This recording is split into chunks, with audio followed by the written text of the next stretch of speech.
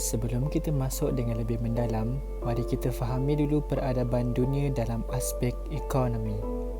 Sistem ekonomi dunia ini adalah berbeza bagi sesetengah negara untuk mengurus sumber alam dan manusia. Dua penggunaan dan pemakaian sistem ekonomi yang terluas dalam dunia ialah sistem kapitalisme dan sistem sosialisme.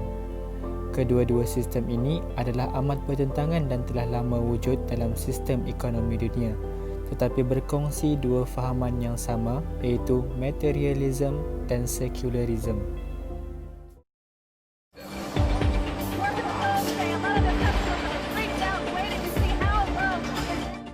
Sistem kapitalisme ini diperkenalkan oleh Adam Smith pada abad ke-18 dengan bukunya The Wealth of Nations yang menyatakan bahawa sistem kapitalisme ini sebuah sistem organisasi ekonomi yang berdasarkan hak pemilikan individu.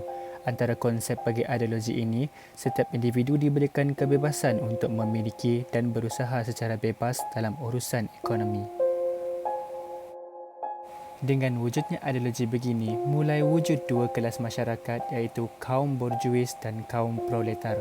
Kaum borjuis ini merupakan golongan masyarakat yang mempunyai modal dan alat-alat industri, manakala kaum proletar adalah kaum yang tidak mempunyai modal untuk urusan ekonomi, sebagai contoh golongan buruh. Jadi, dari konsep ini, kita boleh nampak yang apabila sistem kapitalisme ini menawarkan kebebasan buat semua dalam urusan ekonomi, ini akan lebih memberikan kelebihan buat golongan elit, golongan bangsawan serta kaum-kaum pemodal, kerana mereka ini diberikan hak menguasai, mengaut dan menggunakan keuntungan, manakala rakyat biasa yang tidak memiliki modal akan menderita, terabai dan ditindas oleh golongan tersebut semata-mata untuk merebut kekuasaan demi memiliki sumber ekonomi negara. Dengan wujudnya sistem sebegini, keuntungan dalam ekonomi menjadi fokus utama tanpa mempertimbangkan keburukan cara untuk memperoleh keuntungan walaupun berlakunya penindasan.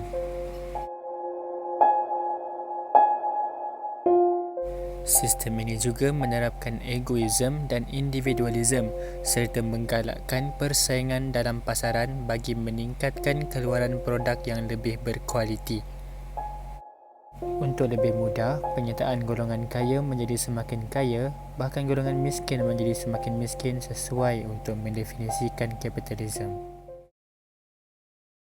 Bayangkan apabila peradaban dunia kian maju, kuda digantikan dengan kereta, dari surat menyurat bertukar ke telefon, dan industri yang dulunya hanya mampu menghasilkan satu produk sehari, kini maju menghasilkan 10 produk per jam. Tapi, kamu masih lagi hidup dan tinggal di rumah yang sangat kecil, masih lagi suntuk untuk makan dan hidup serba kekurangan. Kapitalisme sememangnya mengimpikan dunia yang terus meningkatkan taraf hidup manusia. Tapi, mengapakah visi seindah itu masih lagi menyebabkan kaum buruh yang bekerja 16 jam sehari masih hidup serba kekurangan?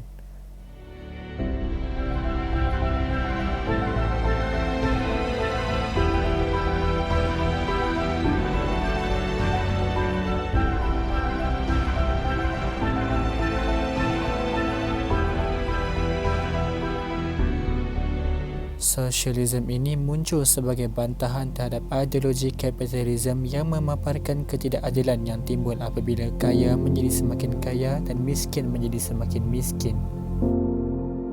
Karl Marx merupakan tokoh yang memaparkan ideologi sosialisme ini.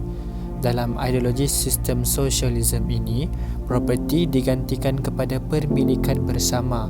Kekuatan dan kekuasaan ekonomi dan politik berpusatkan negara, dan perusahaan ekonomi dikuasai oleh negara dan bukan lagi di atas pemilikan individu. Sosialisme ini berteraskan pembahagian ekonomi secara sama rata kepada semua rakyat jelata. Satu untuk semua, semua untuk satu. Fokus utama sosialisme ini adalah memenuhi keperluan sosial dalam negara, keadilan dan kesamarataan.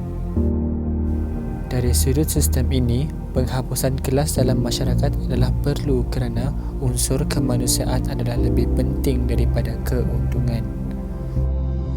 Dalam masyarakat sosialisme, sikap yang paling penting adalah kebersamaan. Untuk mewujudkan rasa kebersamaan ini, peruntukan, pengeluaran dan cara pengagihan semua sumber ekonomi diaturkan oleh negara. Mereka yakin bahawa pengawasan industri yang adil serta wujudnya penawaran dan permintaan agar terjadi jika kekuasaan politik ini benar-benar berada di tangan rakyat. Para pejuang sosialisme mendasarkan idea mereka pada tuntutan perjuangan kesetaraan, keadilan sosial, kerjasama, kemajuan, kebebasan individu, ketiadaan hak milik persendirian dan kawalan negara terhadap barang-barang pengeluaran.